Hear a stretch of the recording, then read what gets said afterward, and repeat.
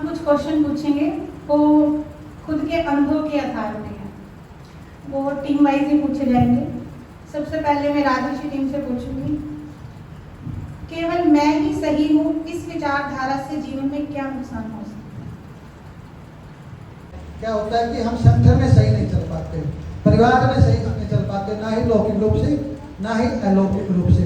हमें सबको सुन के सबकी राय लेके फिर कोई भी काम करना चाहिए, क्योंकि मैं जरूरी नहीं कि मेरा जो अपना निजी विचार है वो सबके लिए सही हो, वो मेरे लिए सही हो सकता है लेकिन सबके लिए सही हो। नुकसान क्या होता है? उसका नुकसान ये होता है कि हम अपने आप को तो खतरे में डाल लेते हैं, जो हमारे साथ रहते हैं या जिसके हम समझ सफर बनाते हैं, उनको भी हम कहीं ना कहीं दुख देते हैं। Thank you.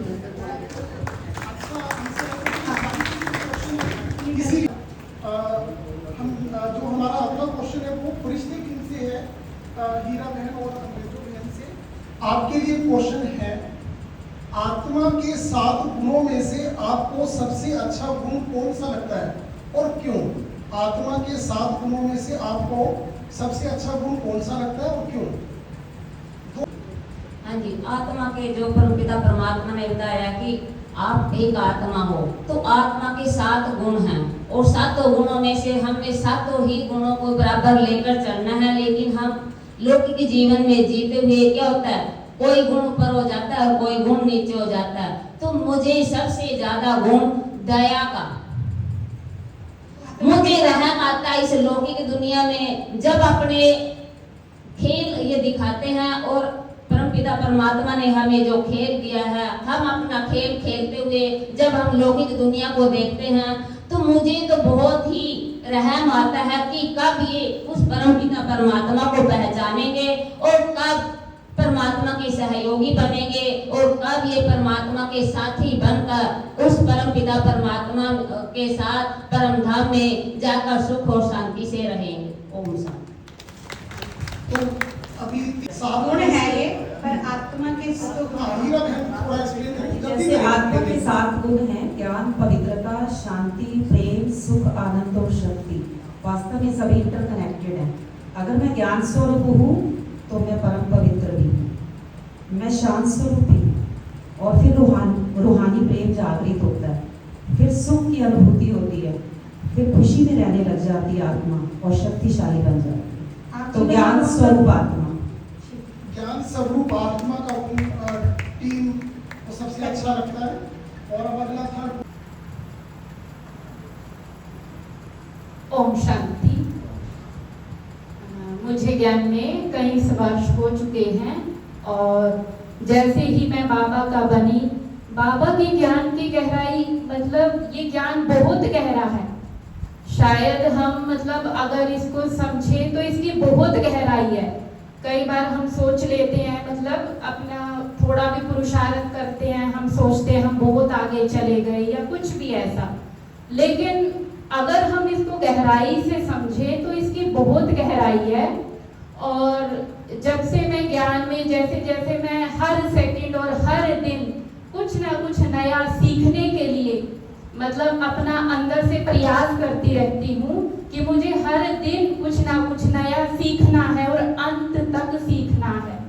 और जो सबसे बड़ी पॉजिटिविटी मुझे लगी कि मुझे जैसे जैसे बाबा से हम कनेक्टेड होते हैं, क्योंकि बाबा क्या है, ज्ञान का सागर है, सुख का सागर है, पवित्रता का सागर है, आनंद का सागर है, शांति का सागर है और वो बुद्धिमानों का बुद्धिमान है। तो हम जैसे जैसे उससे कनेक्ट होते हैं, हमारे अंदर बहुत सारी क्वालिटीज, कुछ नहीं था लेकिन वो धीरे धीरे धीरे जैसे जैसे हम उसके साथ सच्चाई से चलते हैं, सफाई से चलते हैं, है ना, तो वो हमारे अंदर बहुत कुछ भर देता है। पता ही नहीं चलता जैसे कैसे हमारे अंदर के पुराने संस्कार खत्म हो जाते हैं, कैसे हमारी बड़ी दिल बन जाती है, कैसे हम हर एक को, चाहे कोई कैसा भी व्यवहार कर रहा है, कैसे भी बोल रहा है, कुछ भी हमारे लिए कर रहा है, लेकिन उसके प्रति फिर भी हमारे अंदर शुभ भावना रहती है, फिर भी उसको कुछ ना कुछ देने की भावना रहती है। कोई एक परिवर्तन तो सबसे बड़ा परिवर्तन यही है कि मैं हर एक के अंदर अच्छाई देखने का अभ्यास करती हूँ, कुछ भी वो सामने कैसी भी परिस्थिति आ रही है, कैसी भी बात है, कैसे भी बोल है, तो मैं उसको पॉजिटिविटी को भी नेगेटिविटी को भी पॉजिटिव में चेंज करके अपने मन को सब एनर्जी से भर के आगे बढ़ती हूँ। ओम शांति। Thank you.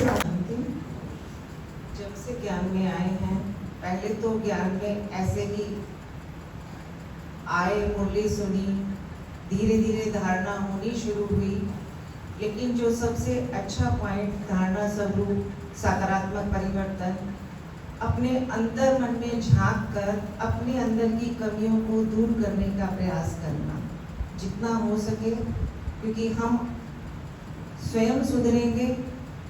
बाबा का जो स्लोगन है, मैं सुधरूंगा, मेरे अंदर सुधार होगा तो विश्व बदलेगा।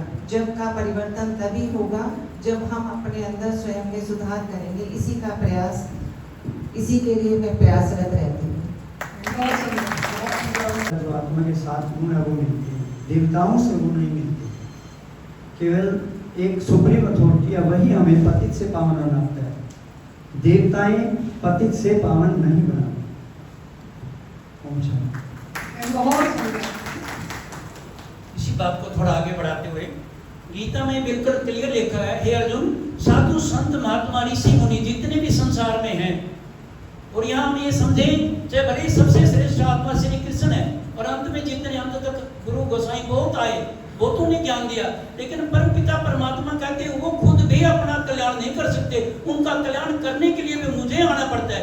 ये बात हमें यहाँ आकर समझ आई कि परमपिता परमात्मा के अलावा इस जीव की गति सदगति कोई कर नहीं सकता। ओम शांति। बहुत सुंदर आंसर संस्कार करना था। अब हमारी जो अंतिम 5वीं एक्टिविटी, शक्ति टीम 30, शक्ति टीम 30, होलीवन टीम 30, होलीवन 30, राजश्री टीम 40। राजनिश्चित 40। तो बहुत जोरदार तालियां